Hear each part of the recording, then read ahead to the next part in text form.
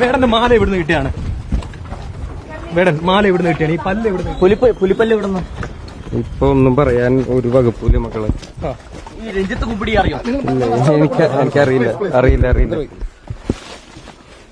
ഒരു പാവൻ ചെക്കനെ ഗ്രീഷ്മ വിഷം കൊടുത്തിട്ട് കൊന്നു. അതിൻ്റെ തെളിവെടുപ്പിന് കൊണ്ടുപോയ പോക്കൊക്കെ നിങ്ങൾ കണ്ടിട്ടുണ്ടാവും. ചിരിച്ച് കളിച്ച്. പക്ഷെ വേടനോ കഞ്ചാവ് അടിച്ചിട്ടുണ്ട്, ഇല്ല എന്ന് പറയണില്ല. തെറ്റ് തന്നെയാണ്. പക്ഷേ ഈ ശുഷ്കാന്തി എല്ലാവർക്കും വേണ്ടേ?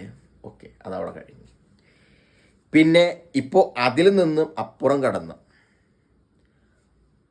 പുലിപ്പല്ല്, അതാണ് ഇപ്പോഴത്തെ വിഷയം.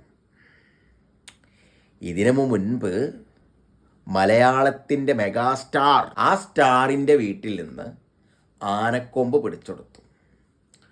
ഇനിയിപ്പോൾ ആ മെഗാസ്റ്റാറിന് ആന ഊര് കൊടുത്തോന്നല്ലല്ലോ, അല്ലല്ലോ. അപ്പോൾ എത്ര ദിവസം ആ മെഗാസ്റ്റാർ ഉള്ളിൽ കിടന്നു? ഇതുപോലെ കൊണ്ടുപോയിട്ടുണ്ടോ നിങ്ങൾ? ഇല്ലല്ലോ, കൊണ്ടുപോകൂല. കാരണം ഉണ്ടല്ലോ. ഇതൊന്നല്ല. വേടൻ്റെ വരികൾ, അത് തന്നെയാണ് നിങ്ങളുടെ പ്രശ്നം.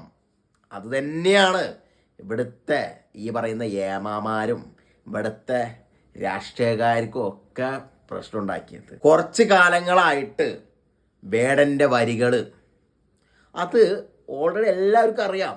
ഇത് വേടൻ ലോക്കാകും, ചാൻസ് കിട്ടാൻ കാത്തിരിക്കുകയായിരുന്നു. ലോക്കാക്കി, പൊളിച്ച്. പക്ഷേ ഒതുങ്ങൂല. മാധ്യമപ്രവർത്തകരാണെങ്കിൽ ആഘോഷമാക്കി. ഫ്ലാറ്റിൽ നിന്ന് കഞ്ചാവ് പിടിച്ചെടുത്തു, സത്യമാണ്.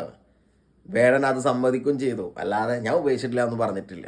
തെറ്റ് തന്നെയാണ്. പക്ഷെ ഇതൊക്കെ കിട്ടിയ ചാൻസ് മുതലാക്കി.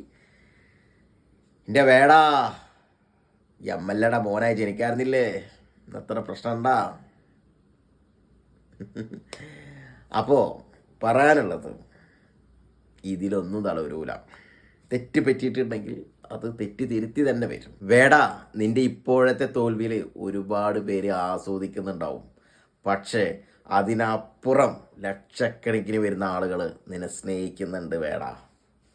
നിൻ്റെ ഇപ്പോഴത്തെ ഈ താഴ്ചയിൽ ഒരിക്കലും നീ വീണു പോരുത്. പറക്കും, നീ പരിന്തിനെ പോലെ പറക്കും. Never give up.